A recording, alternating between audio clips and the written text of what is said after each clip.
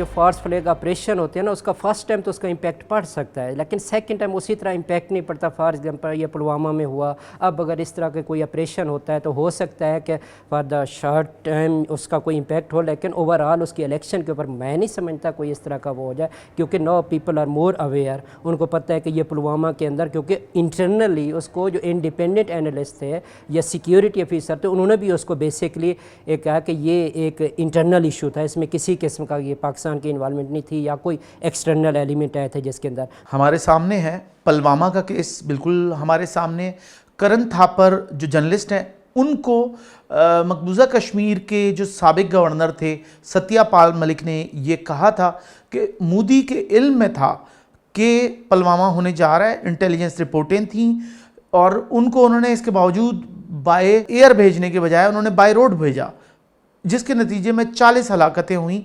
इसकी ज़िम्मेदारी भी यकीनन मोदी सरकार पर है, और इसके ज़रिए उन्होंने वो जो मकासद थे, वो क्या कहते हैं, बड़े मकसद के लिए छोटी कुर्बानियाँ देनी पड़ती हैं, तो ये उन्होंने एक कुर्बानी दी, और इस मरतबा 2024 में वो क्या कुर्बानी देंगे ये सवाल है, लेकिन ये तयशुदा है। इलेक्शन के दौरान फीलिंग को एक्सप्लॉयट किया जाता है, लोगों के इमोशंस को एक्सप्लॉयट किया जाता है, चाहे वो रिलीजियस होते हों, चाहे वो एक नेशनलिस्ट हो सकता है उसको एक इस तरह का ऑपरेशन हो, फिर वो उसको जो अनएजुकेटेड पीपल हैं या जो रूरल एरिया के लोग हैं, वोटर हैं, उनको ज़्यादा अट्रैक्ट करने के लिए उसको कैच करने की कोशिश करें, लेकिन ग्लोबली इसका कोई इम्पैक्ट नहीं पड़ेगा। या मैं ये भी नहीं समझता कि इसका इंडिया के अंदर इट्सेल्फ मेजर कोई इम्पैक्ट पड़ सकता है इसके अंदर। मोदी सरकार का मसला ये है कि एयर इंडिया सेल हो जाती है, रेलवे सेल हो जाती है, प्राइवेटाइज हो रही हैं सारी चीज़ें। मोदी सरकार आम फर्द को कहाँ पे लेके जा रही है?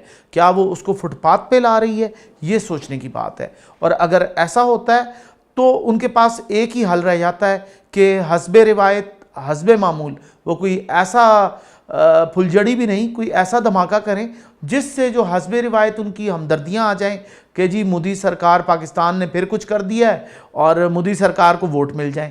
इसके अलावा वोट लेने की उनमें अहलियत ख़त्म हो चुकी है, बल्कि माजरत के साथ कभी थी ही नहीं।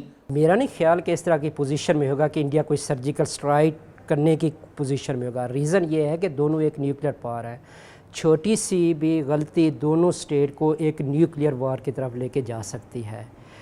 एक थ्रेट तो होता है, एक प्रेशराइज टैक्टिक्स की जा सकती हैं, बट कोई सर्जिकल स्ट्राइक अगर होती भी है तो पाकिस्तान लाजमी बात है उसका रिस्पांस देगा। जैसा कि आपको पता है जब एयरफोर्स उनकी आई थी तो उन्होंने फेब में पाकिस्तान ने भी उसका एक रिस्पांस रिकॉर्ड कराया था।